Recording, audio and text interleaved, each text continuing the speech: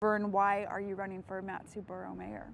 Well, after 6 years being on the Assembly and 3-4 years being on the Planning Commission, I just became well versed with all the issues the borough's facing, and roads. There's some projects that are unfinished that I want to see finished, the railroad spur being the biggest one.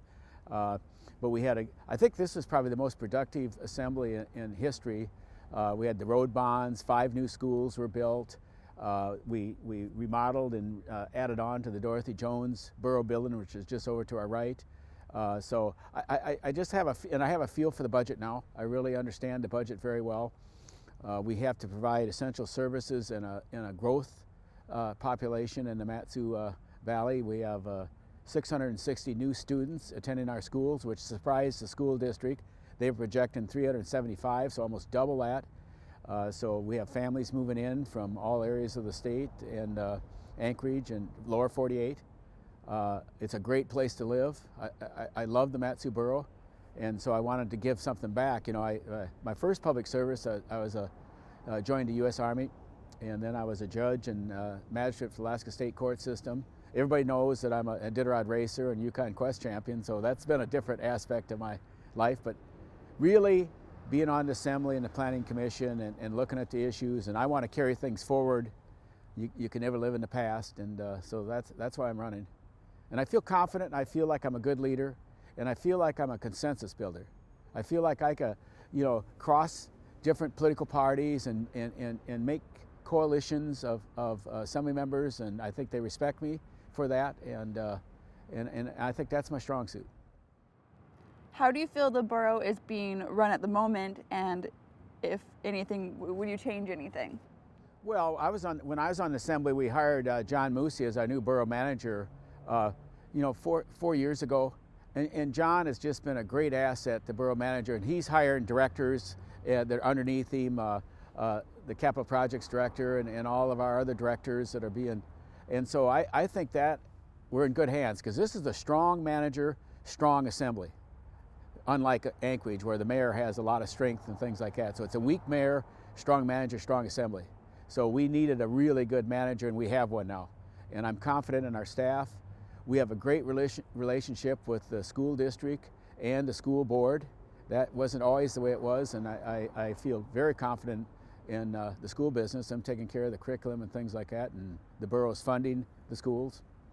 So we're doing very well up here in the MatSu Valley. Big topic in Alaska right now is marijuana. How will you work towards marijuana regulation for the valley? Well, I mean, it's a state initiative. The voters in the state of Alaska passed the initiative. It's legislation's being crafted down in Juneau. They basically have a marijuana control board, much like the alcohol control board. I think Governor Walker appointed a prosecutor to run that board. So that tells you.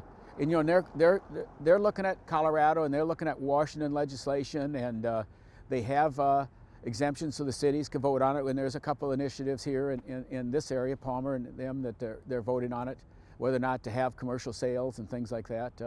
So it's an issue that you want to take front on, and we in the borough, we have a 17-member marijuana advisory committee that was appointed. The Assembly actually asked for that appointment, and they're to advise the Assembly and look at issues with marijuana. You got medical marijuana, and then you got sales of marijuana and the commercialization of it, and so hopefully over the next period of 5-10 years, marijuana, we'll see where it goes, but we want to make sure it's regulated correctly. That's my take. We know the MatSu Borough is the fastest growing area in Alaska. What needs to be done to address all the growth? Well, you got to provide essential services. You have to have quick and reliable ambulance and fire service. The Sockeye fire this summer was that really woke us up again, to have a major fire up in Willow, take off so fast, build 56 homes. So all of those essential roads, we're lucky we had the road bond come through when it did, because all of those roads, I think the last project, Trunk South, if you drive over there by the hospital, that new construction going, that's our last borough road bond project out of 14. Vine and Selden extension going over to Beverly Lakes, and all these projects are being wrapped up. I was on the Planning Commission when we did Bogart Road, the 3 phases. That's going to be, I think, totally done in mid-October. And so you could leave Palmer and go all the way to Houston, basically, on this new corridor.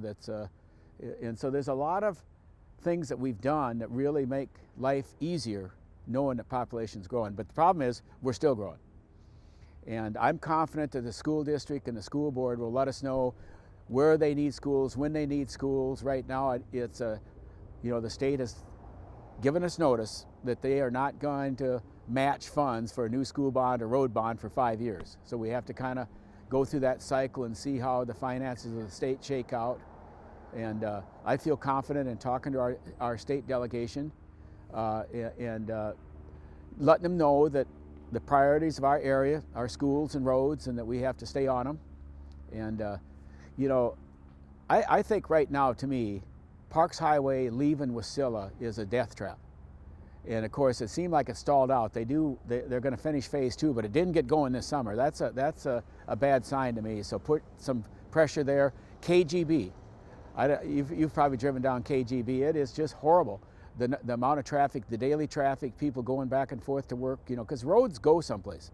They're going to schools, and they're going to, jobs and businesses and recreation. And that KGB, even though it's a state project, I think we need leadership in the borough to say, let's fix this up and get it designed and get it engineered and get it built, because I think there's at least 10 or 12 deaths in the last decade on KGB.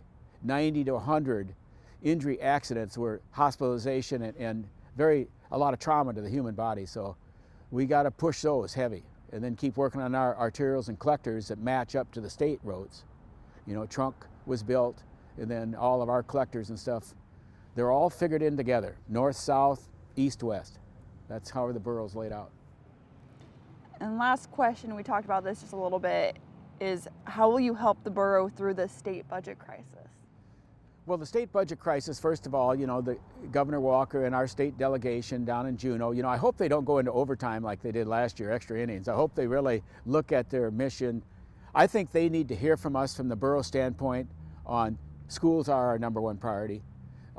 6 mills out of 9 mills that on our area-wide taxes go to schools. We need to know the amount of revenue sharing coming into schools, and the student formula per student, how much money we need to make sure we understand that that's going to be there. Then the borough could fashion a budget around that.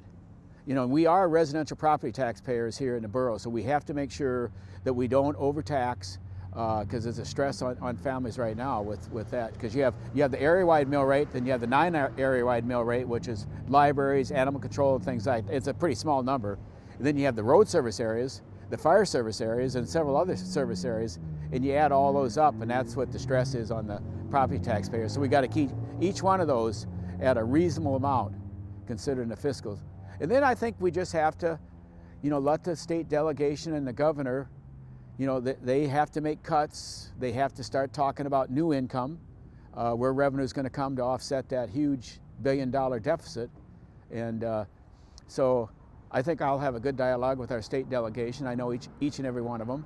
We might not. I'm not in a political party. Most of them are in the same political party, but I could converse with them very easily, just like we're talking right now. I think I have a wonderful relationship with Governor Walker, and will be easy to be able to talk to him and communicate the needs of the Borough Assembly and what we're doing here in our growth scenario. Really, our salmon, everything, protecting our salmon runs is a huge thing to me, because we have commercial guiding, we have tourism, and everything revolves around little fundamentals. And so if we lose our salmon runs, then the guides and things like that, all the income comes down, it affects tourism.